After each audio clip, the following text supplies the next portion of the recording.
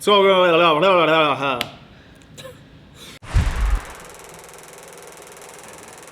what's going on, guys? Welcome back to Calgary Barbell. It is Friday. We're gonna check some form. Let's get right down to it. Thanks again to everybody for the submissions. We have about 100,000 of them now. So we are slowly making our way through, as is the story every week. So our first submission comes from Cam McDermott, and he actually recently became one of my online clients.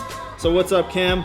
We're gonna look at your sumo deadlift here. This was one of the first times he had pulled sumo back in the day, like a month ago. But as you can see, the biggest thing, and pretty much the only thing Cam does wrong, is he loses his lower back positioning a little bit right off the floor. And you can really see what happens when you lose that low back positioning in how much his lockout slows and how hard it is for him to get through. He does a really good job of getting into position for being such a big guy. If we can get that last little bit of lower back extension figured out, which is something we've been working on, I think he's gonna have a lot better time with his lockouts. So Cam, I just kind of wanted to use you to show everybody how the low back positioning really affects the lockout, because you can see it really clearly in this video. So this is an example of why we need to make sure we have low back extension in the deadlift. We have a little bit of anterior pelvic tilt, a little bit of back arch. This next video comes from Giancarlo Camacho, and I'm pretty sure I said that correctly, so congratulations to me. So Giancarlo is doing a deadlift here, and we just don't get any slack pulled out of the bar. You see he kind of sets up, drops his hip and goes without sort of pulling his lats on, getting his back extended, and trying to get into a decent position over the bar. You can see right there, he sets everything up, and then as he starts his pull, everything loosens, and same issue, really tough lockout. He's got to kind of hitch it a little bit there.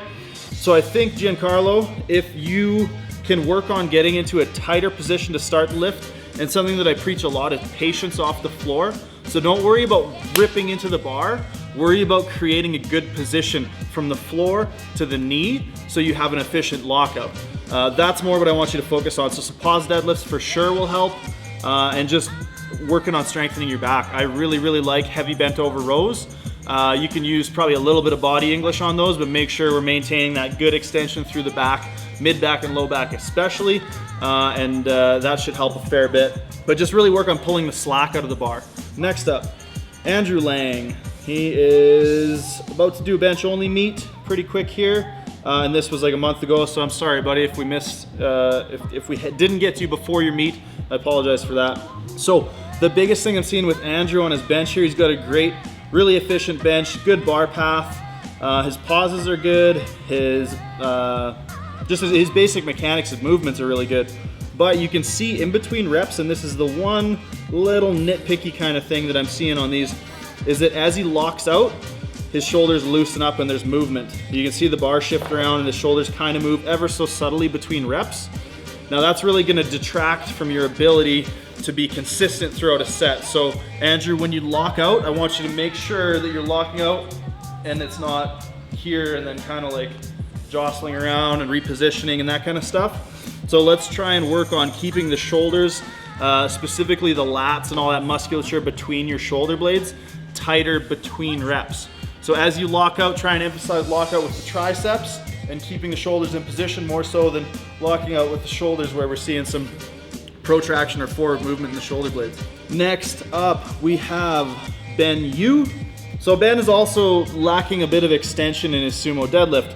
Now I think one of the things that Ben's trying to do, and something that I see happening a lot in a lot of sumo pullers, is he's trying to get his hips really close to the bar, because that's a really common cue, is to, if this is the bar, you want to get your hips as close in sort of a frontal plane as close to the bar as possible.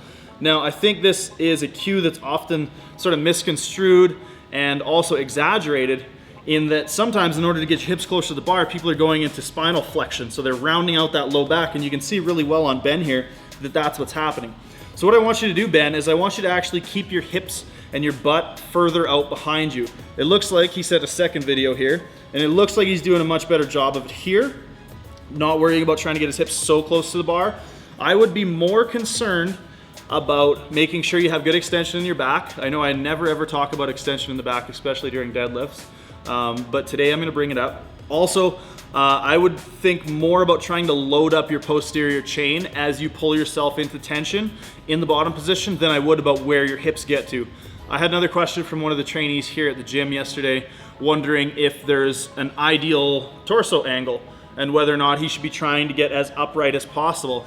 And my answer to that is that your torso angle is going to be so wildly varying from person to person that, like I said, I'm more concerned about creating a good position where you have a lot of tension throughout your posterior chain specifically, and you're able to maintain a nice extended back. So Ben, let's think about some more of those things as opposed to trying to get the hips super close to the bar.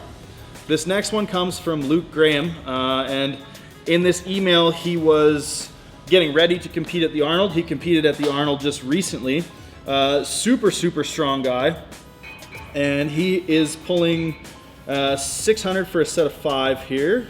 And the biggest thing I notice here, obviously, like I said, super strong guy, I don't want to change too much, but what I would try to do is just sort of rotate those shoulder blades down a little bit so we can get just a tiny little bit more extension out of the upper back. It looks like the back's doing a lot of the lifting and you might be starting a tiny little bit in front of the bar. So all I would think about is just trying to push your chest out a little bit and drive those shoulder blades down almost into your belt just a tiny bit more. You got a super strong back, so you're able to lock out from that position. He said in his email he knows his deadlift technique is a little bit unconventional, but if I had any pointers to go for it, so that would be about all I would change, man. You're, like I said, clearly super strong to be pulling 600 for 5 there. But you can see on that 5th rep, we really struggled through the lockout. So that is a product generally of you having to do too much back extension at the top of your lift. So if we can get a little bit more back extension, a little bit more sort of this type of positioning. So not even necessarily that we need to get the back super extended. You're never gonna be a flat back deadlifter, I don't think. But if we can get those shoulder blades into a slightly better position, we're gonna shorten the lever of your torso, even just slightly. And that should go a long ways. Congrats on that 700 at the Arnold, man. That's some serious weight. All right, so next up we have Josh L. And the biggest thing I'm noticing here is that Josh is really tucked on his descent. So one thing I would probably recommend Josh do is flare out just a tiny bit, maybe play with a little bit of a wider grip, because it looks like if you watch his elbows on the press, they're wanting to flare out to get back under the bar anyways. So I think playing with a bit of a wider grip and a little bit less of a tucked descent might be beneficial, because I find a lot of times when we bench like this, for most people, that's not gonna be the most efficient way to bench press. Because when we're here, it's a lot more shoulder flexion extension than horizontal abduction, which is the function of the pec. So we're getting a lot more delt work in sort of a shoulder raise kind of pattern than we are a press in a more true sense. So I'd like you to play with a little bit of a wider grip and think about flaring the elbows just a little bit, keeping them out under the bar as opposed to trying to tuck them in front of it like you did on that video. And I think that will serve you well. Next up, we have Jonathan Santos. Okay, so Jonathan Santos sent in his deadlifts and his squat. His deadlifts look great. He maintains good back extension, lockout strong, patient off the floor, all that good stuff. He also sent some squats. Now, the one thing I would change on your squats, or maybe work on or play with even, I hesitate to tell people to change things because sometimes things don't need to be changed. But one thing that I see and would experiment with if we were working together is I would try and play with your elbow positioning. Because right now you're back here like this and it looks like you're pretty stable, pretty able to keep mostly upright out of the hole. But I feel like with a heavier weight that might lead to you getting tipped forward. So one thing I would try is getting your elbows a little bit more under the bar as you descend and trying to keep them there out of the bottom of the hole. Other than that, honestly, I wouldn't change much. Your lifts look pretty good. Last one here comes from Kimberly Fife. Kimberly is doing some squats here as well. Now, a couple things with Kimberly's squat. All right, so Kimberly's wearing some knee wraps, squatting out of a monolift, and she's got a really wide stance. Looks like she squats pretty knees out, sit back kind of cueing, which works really well on the first rep here. I would probably get her to try and pull her elbows under the bar just a little bit more. And on the second rep, she gets caught sitting back a bit too much, and that causes her hips to raise up and she's not getting enough quad out of the bottom. So I would say try and pull the elbows in under the bar and try to make sure you're not letting your knees drift back as you come out of the hole. That's gonna put your hip, or you put your butt kind of up into the air like we saw in that second rep, cause you to dip forward and hit that sticking point much harder, which again is what we saw in that second rep.